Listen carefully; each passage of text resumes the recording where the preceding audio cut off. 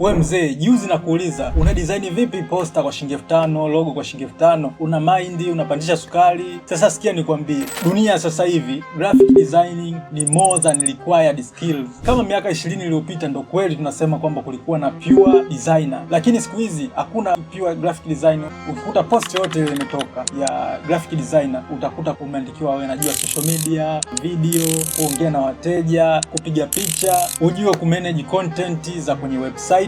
Hizi skills zote lazima uwe nazo. Kumbuka, ili uweze kupandisha bei, manake lazima uweze kuji-upgrade mwenyewe. Kampuni nyingi zinasema kwamba poster unaweza kutengeneza kwa AI. Watu wengi wanakuja wanakuambia AI sasa hivi si dakika 2 tu, dakika 5 tu, kwa sababu ni biashara ndogo, ajali kuhusu branding system, ajali kuhusu nini wala nini, yeye kapiga poster. Hao ndio wateja wako ambao wewe unawataka. Kampuni kubwa ambayo inajielewa haiwezi ka design kitu cha shilingi 5,000, kitu cha shilingi 10,000. Kwa hiyo mnategemeana kugawana pato hilo dogo, mnakatiana kidogo kidogo hicho. Hivyo unategemea nini kitatokea hapo? Wewe una kazi tena hapa duniani, tafuta kitu kingine. Kama utaki, basi unatakiwa kuji-upgrade, upgrade skills zako.